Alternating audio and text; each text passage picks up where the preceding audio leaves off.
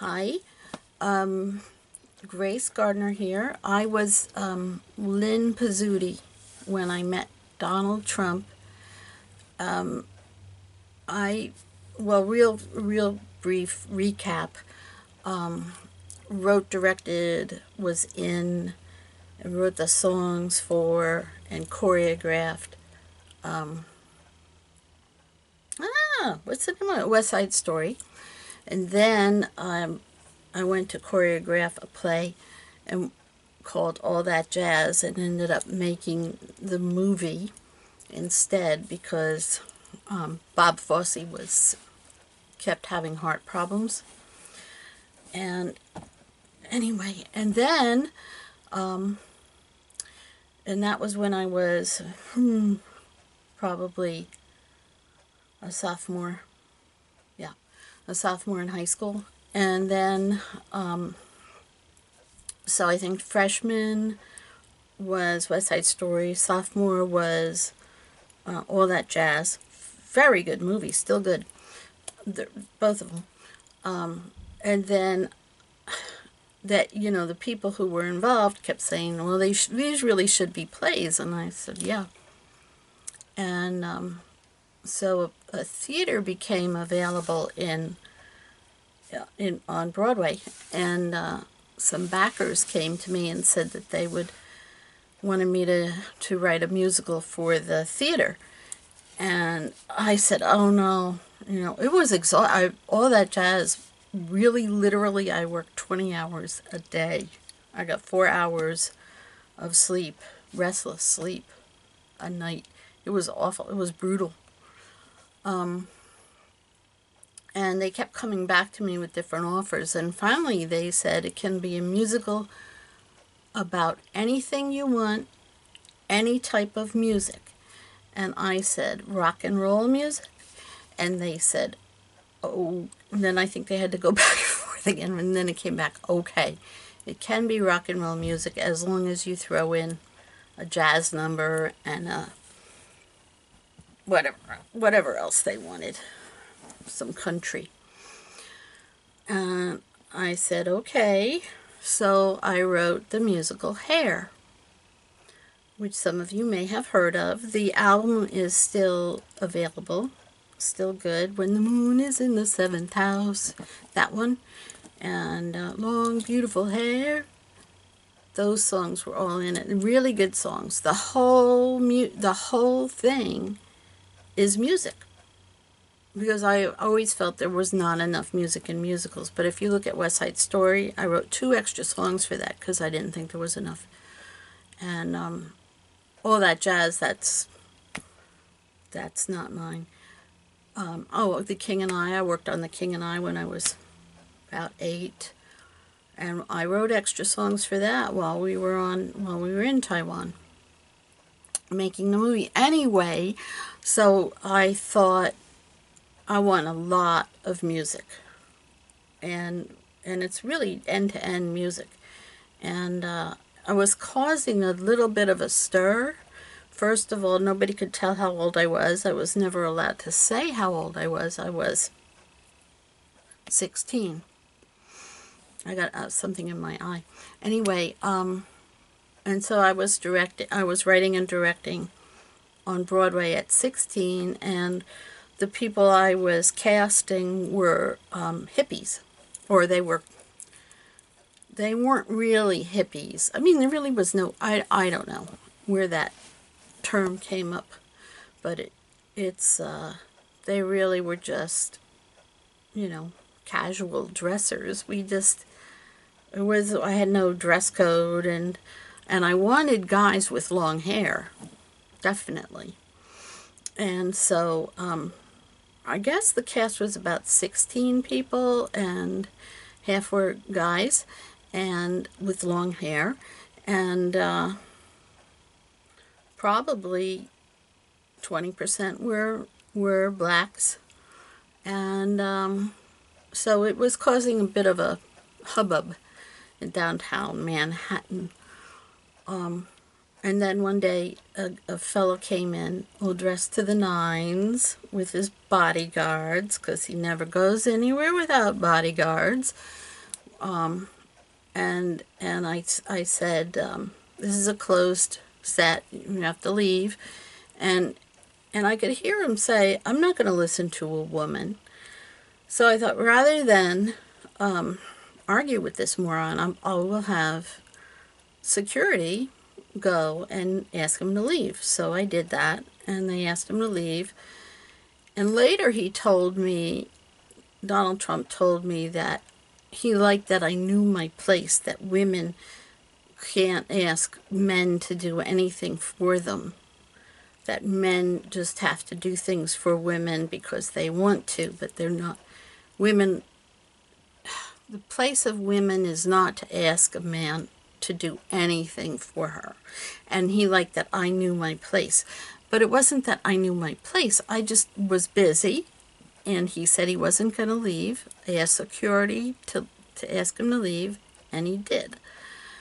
So somehow he got my number and said he wanted to go on a date with me, that he got my number through. So I thought it was like a blind date. I didn't realize that he was like checking me out to go out with me. And so he said, but I want to make it spectacular. I want you to look, I want to take you to the opera, and I want to make you look spectacular. So I want you to go for a day of beauty. And I want to pick out the dress that you wear and stuff like that. So I'm like, well, I really don't do beauty parlors. I don't like them. And he's, oh, no, yes, you do. All women do. My mother told me that. And that was his catchphrase. My mother told me that. So pretty much everything I said was a lie, according to him, because women all like a day of beauty. And it turned out he pre-tipped the people in the beauty shop to $1,000 a piece. Now, this was back in 1968. So, one of them started a college fund for her kids. And anyway, and then I went to the dress shop. He gave me a list. Somebody gave me a list. He always has other people do things for him. He can't do anything for himself. His mother told him that. But he doesn't. That's why he doesn't. His mother thought he was retarded. That he didn't tell me until the next time I met him in 2003. But, so then I went and picked out a dress. And the guy, when I picked it, he had picked out like 4 dresses, and I tried them on. And the one I liked, when I said, I'll take this one, the guy smiled. And I said, why, is that the most expensive one? And he said, well, it was the one, I guess he called him Mr. Trump, wanted you to pick, and I wanted you to pick too. And I said, oh, well, you know, I had no idea. It was like a 30, I mean, it was an insane amount. I'm going to say it was more than $3,000. It was a lot. Let's say $10,000. So then I got there. I got to the opera. I met him in front of the opera, the Met. And he said how I looked beautiful and how did I enjoy my day of beauty. And I said I really didn't like it. You know, I couldn't stay there. I really don't like it. And he said, oh, you're lying. All women love that. They love their day of beauty. And I said, well, no, I don't. And he said, well, my mother told me, so I know you do. And I said, okay. And then I told him how short I stayed there, because I really don't like it. And he said, and I tipped them $1,000 a piece. They should have made you stay. Oh, gosh. I mean, it was just ridiculous. And then he said, and I see you picked out the most expensive dress. And I said, well, you said to pick out the one, you know, that I wanted, and I didn't know the price. Did you not want me to pick this one because it was the most expensive? and he was like, no, I knew you'd pick that one because it was the most expensive. All women will always pick the most expensive thing. Did you ever notice when a woman goes to a restaurant with a man, she always orders the lobster because that's the most expensive thing on the menu? I'll bet you do that. I'll bet you always order the lobster. And I said, I don't like lobster. So I would order the thing that I wanted as long as it wasn't too expensive. Oh no, he said, oh no. All women always will pick the most expensive thing they want their man to pay through the nose for the privilege of having them with them. And it didn't matter what I said. It didn't matter how I felt.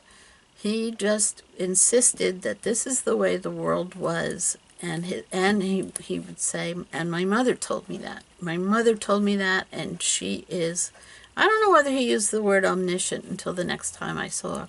She is always right. And if my mother told me that all women do that, then all women do that. So we get it.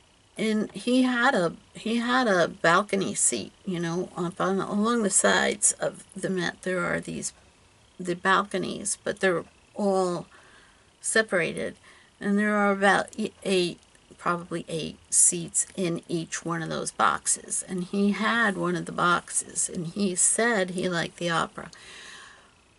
But then he said he'd only been there like a couple other times with his mother. So I didn't know what to make of that. And he said, well, rich people are supposed to like the opera, so he's really trying. And he wanted to go with a really beautiful woman, so that's why he gave me the day of beauty, so that I would be really beautiful for him. And the best dress, so that I would be really beautiful for him. And I'm thinking, I could have put this together in an hour and a half and looked exactly like this for no money at all, But I'm like, okay. I was only 16. Yeah, I was 16. So it wasn't like I had a lot of open pores or anything. And my hair was, I had Marissa Tomei hair. I had hair that you could really do something with, and I always made it look good before I went out, and it wasn't hard to do. So spending, and then he finally then he started like bragging about how much he spent on me, and it was quite a bit of money. I'm telling you, it was at least $10,000 plus the tips. So we're up to like 14,000. For that night. And then we go in, and this is, so we haven't had a conversation. We haven't really formally met or anything, and I didn't even remember doing hair. Hair was still playing. Hair played for like 7 years, so pretty good long run. So I really knew nothing about him, except for that he was obsessed with his mother, and for some reason had no knowledge of the world. None. Like, none of the... It wasn't like, well, every time I go out with a woman, she always buys the lobster. It was, my mother told me women always buy the most expensive thing, and if there's lobster on the menu, then they always will have the lobster. So it wasn't a normal conversation at all. At all. It was just me kind of defending myself and saying, no, I'm not this woman who you want me to be. I'm not her. And so then we just go into the box, and Donald said, no, stand up for a while, and I want people to see who I'm with.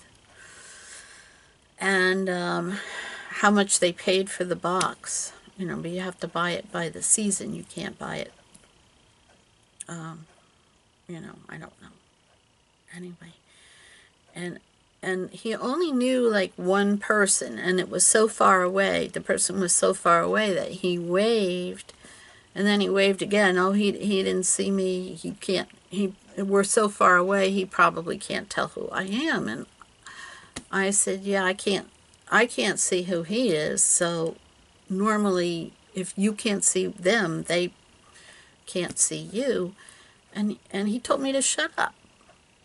And then he said, all right, it's time to sit down. You can sit down now. There's nobody else here who I know. So the whole thing about him being so rich and living the opera and having this box seat, there was nobody there who he knew.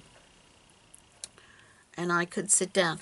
And then he sits down next to me and like proud as a peacock, looking around to see if anybody's looking. And then he says, now the night'll be perfect if you just keep your big yap shut. Now, again, I hadn't been talking except for to explain to him that if somebody's far enough away, and he didn't even want me to finish that sentence, that you can't see them, they probably can't see you. So I said, what does that mean? You know, most people by that age, by that time, with that many hits under my belt, most people wanted to hear what I had to say. It was, you know, it was like, oh, why don't talk about this, or always. So for him to sit down without knowing me at all. He knew this, who he wanted me to be, and I wasn't her. So I guess if I kept my big yap shut, that he would be much happier. So I looked at him. He's to my left, and I said, "What does that mean?" And he said, "Yap? You don't know what the word yap is? My mother told me everyone uses the word yap for mouth." So I said, so you want me to keep my mouth shut? What am I, yawning or something? And he said, no, women just rattle on and on. All women, they think they have to talk all the time, and they never say anything. My mother told me that. She told me women don't know anything. They're worthless. What else did he say? How they don't know anything, and yet they talk all the time. My mother told me that. And I was like, I was ready to leave, you know, keep the dress and leave. So I got up. I thought, fuck this, you know, I don't care what he spent. He's saying he spent $10,000 on me. I'm not staying here. This guy's a complete asshole. And mean, really mean. And so I got up to leave, and I turned to get my bag, and I see Regis Philbin down in the orchestra area. You know, the orchestra seats are down in the front. And he and his wife Joy were finding their seat. They had their program, you know, they were getting settled. And so I figured, keep my big yap shut, huh? I thought, I'm going to get this guy back. And I yell out, hello, Regis! I leaned over. I waved. And Regis looked, you know, startled, and looks up and waves. And so, you know, I waved, and then a few people around him, oh, Regis Philbin, oh, I love your show, you know, like that. So I'm like, I go sit back down, because I thought, I got him. That was good. So then, then the security, or ushers, not really security, ushers came over and they said, why did you do that? You realize you're in the Metropolitan Opera House and people are here to enjoy the opera. They don't want to hear you yell. And I told him, I said, he said to me that he wanted me to keep my big yap shut, that I was boring, and that I said, he doesn't even know me, and he's telling me that I would be boring if I talked. So I said, this is the first date and last date that we went on, and I just wanted to do something to rattle him. And the ushers were like, hey man, what's wrong with you? You told her that? So then they, after they kind of scolded the Donald, then they said, well, you know not to do that during the performance, correct? And you won't do it again? And I said, no, I won't do it again. And they said, did you want to stay for the performance? And I said, yeah, I've never sat in a box seat at the opera before. And Donald looks at me and says, well, you've never been to the opera before. And I thought, you idiot. He had no idea who I mean, really, I guess he thought because I was working on Broadway that, I don't know. I don't know whether he understood that I wrote it and wrote the songs and was directing it, and or whether he thought, I don't know what he thought. Because you really can't explain things to him, because he closes down, he shuts down. He says, I can't, you can't. Well, during our conversation in 2003, every time I tried to explain something to him, he would say, I can't understand that. Don't try to explain it to me. And I said, is that because, I did then, was that because I'm a woman, that you can't understand it? And he said, no, I think I would listen to you, but I just can't. My mother told me not to even try because I can't understand it. Anyway, so then the opera starts, and it was good. I got teared up a couple of times, and then the intermission came, and then I don't know, Donald said something to me and I wouldn't answer him, keeping my big yap shut. And then Regis and Joy came up, and they thought, well, Joy said that, they like to stretch their legs anyway during the intermission. And how did I like the opera? And I apologized. I told Joy what happened, and she was like, oh, I can't believe it. She said, I would have left. I said, that's what I was about to do when I saw you. And I took that opportunity to just, be a brat. And she said, well, I'm glad you did. It was nice to meet you. And Regis and the Donald were talking, because Donald kept saying, well, you should have me on your show, and I would talk about my real estate development business. And Regis was very kind and trying to say, well, that's not really the type of thing that we talk about, and maybe giving him other suggestions for other shows that he might try to get on or something, I don't know. And it ended with Regis saying, well, it's good to finally meet you, to Donald, because I hear about you, and I'm sure, he said, I'm sure I'll be hearing about you too, and if you want to come on the show, I'll let you do that. But and then, so this is where I'm going to end the intermission at the opera for part 1, because it's going to end with, well, it's going to end with me getting away, but he does rape me. So, and again, 16 years old. I don't care that I was a busy woman by the time I was 16.